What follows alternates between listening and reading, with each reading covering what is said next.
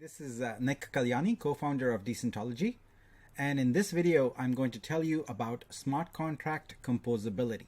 Let's get started.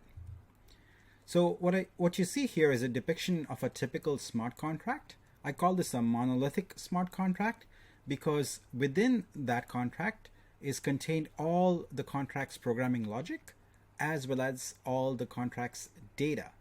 So you can build contracts like these, but here's the problem. First of all, in order to build something like this, the expertise bar is pretty high. Whatever the features that you want to build into this contract, you need to have the knowledge about those features. And because it requires more knowledge and more expertise, it's going to take longer time for you to ship a contract like this because you've got to learn it, or you got to consult with someone, or you got to hire someone that knows this, and they got to build it and they got to test it, etc.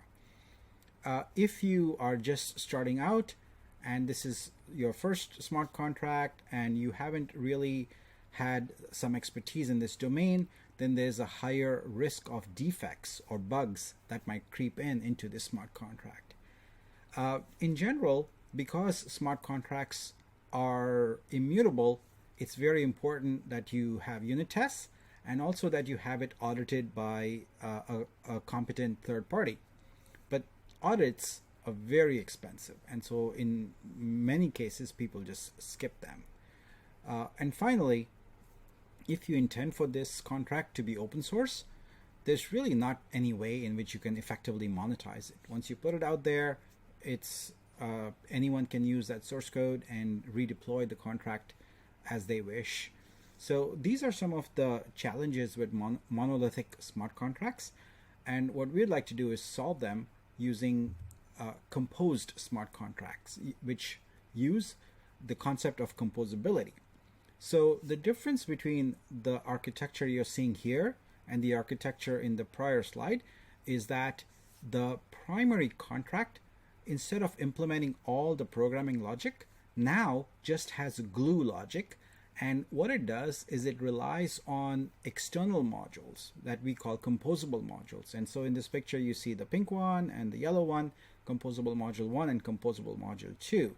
So by doing this, it is the analogy of using an API in Web 2.0. For example, if you're building a Web 2.0 application, it's highly unlikely today that you're going to implement all the functionality needed in order to connect with a credit card provider and figure out how to process credit cards, etc. You're just going to drop in a reference to Stripe and use their 2 lines of code to handle the checkout process. That is the type of benefit that composable modules bring to the world of smart contracts.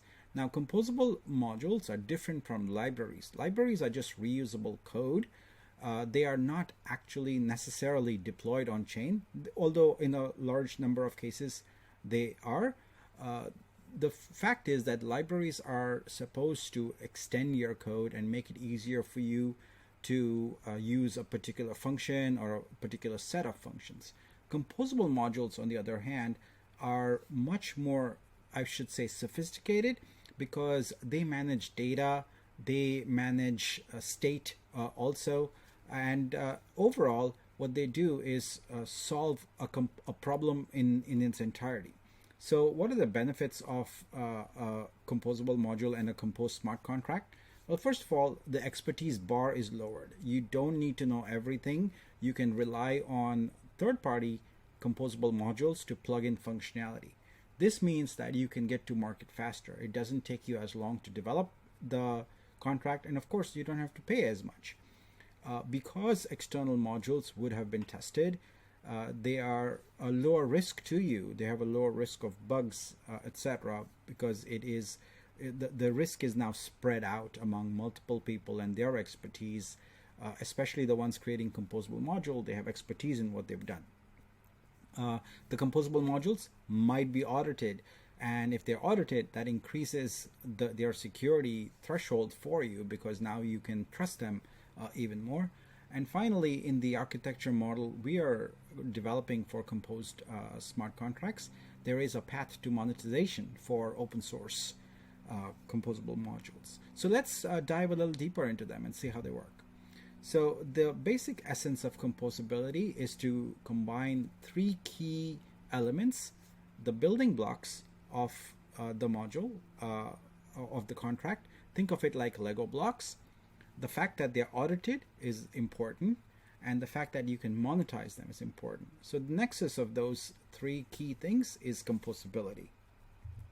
So in a composed smart contract, you can have as many composable modules as you want. And let's get into what a typical composable module is like. So the first thing is that composable modules are very simple in that they implement blockchain primitives. A composable module is not going to try and do many things. It does one thing really well.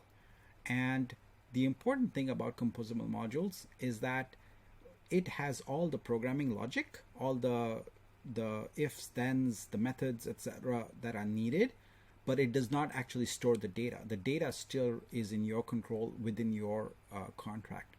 It achieves this by using a concept called multi-tenancy. Now we see multi-tenancy all around in any Web2 app that's typically called a SaaS application. When you log into a SaaS application, it's going to show you your set of whatever it is, documents, pictures, etc. But it's not like there's a separate server for you or there's a separate application for you. The same application pretends to be different and private applications for multiple users. And if you have the ability in the SaaS application to have sort of a white label domain, so you actually put in your company's domain name, etc. in the URL, that is multi-tenancy. So the ability for one entity to appear to serve multiple entities while only being one of itself is multi-tenancy. And so composable smart contract modules implement multi-tenancy, and in the future we will, in our architecture, also implement per transaction fees. So diving a little deeper into a composable module and a multi-tenancy, let's look at how it works. So the basic composable module has a unit, an entity called a tenant. In the case of the Flow blockchain, this would be a resource, but in other blockchains, this would vary differently. So what a calling contract can do when it uses a composable module is acquire a resource of that tenant. So now it has essentially a handle to the application logic. When the application logic in that tenant resource is executed, it manipulates data, but that data resides within the calling contract. And that is both the beauty and the most exciting part about composable modules. So to review, with regard to multi-tenancy, the module, the composable module, encapsulates all the logic in a tenant resource. Contracts that call the module use the tenant for all its functionality, and the data stays with the calling contract. So in this video, my goal was to give you a very high-level view of composability and how composable modules work with tenants. In future videos, we'll go into more detail around the architecture of the tenant, etc. Thank you for watching.